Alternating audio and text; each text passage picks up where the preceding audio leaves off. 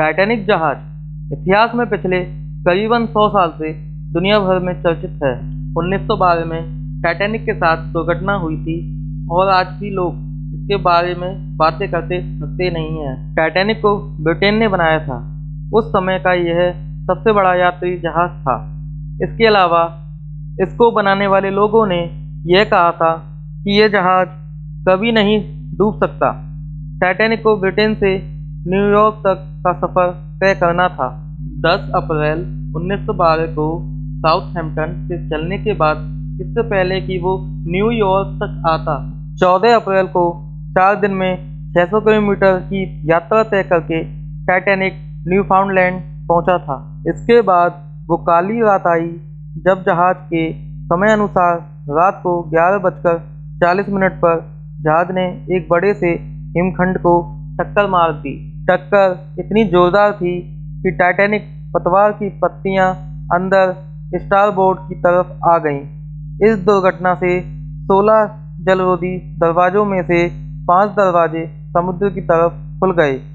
पानी तेजी से जहाज में समाने लगा। अब समय बहुत कम बचा था।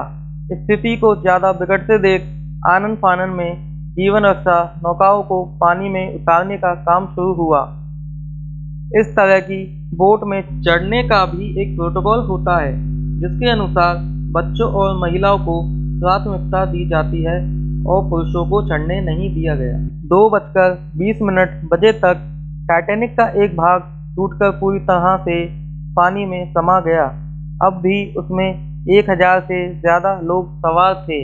हालांकि टाइटैनिक के डूबने के सिर्फ 2 घंटे के अंदर ही RMS करपतिया नाम की एक दूसरी यात्री पोर्ट घटना वाली जगह पर पहुंच गई, लेकिन वह सिर्फ 705 लोगों को ही बचा पाई।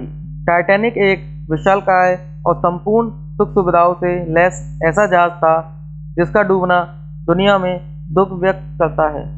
15 अप्रैल 1912 को जब दुनिया वालों को पता चला कि अपनी पहली यात्रा में ही ब्रिटेन से न्यूयॉर्क जा रहा टाइटैनिक अटलांटिक महासागर में डूब गया, तो दुनिया में हलचल पैदा हो गई।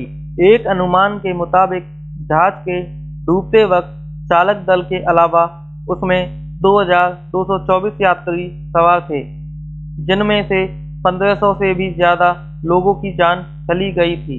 इस जहाज का फर्स्ट क्लास वाला हिस्सा विलासित यानी लग्जरियस की संपूर्ण सुविधाओं को ध्यान में रखकर बनाया गया था। उसमें महंगे रेस्टोरेंट, जिम, स्विमिंग पूल इत्यादि और भी बाकी सभी सुविधाएं थी। इस दुर्घटना से सबक लेते हुए ब्रिटेन और संयुक्त राज्य में समुद्री सुरक्षा के क्षेत्र में कई महत्वपूर्ण सुधार किए गए।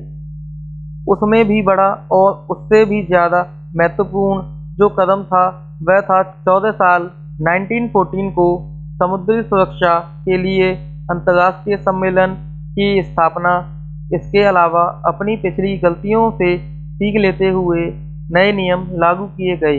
ऐसे नियम जो अगर पहले से लागू होते तो शायद इतनी ज्यादा जाने ना जाती। इसके डूबने के लगभग 70 सालों बाद 1985 में पहली बार इसका मलबा खोजा गया।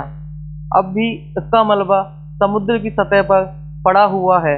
अनुमान है कि जहाज को 2 हिस्सों में टूटने के बाद धीरे धीरे समुद्र की गहराई में बढ़ता चला गया और 12,415 फीट की गहराई में डूब गया।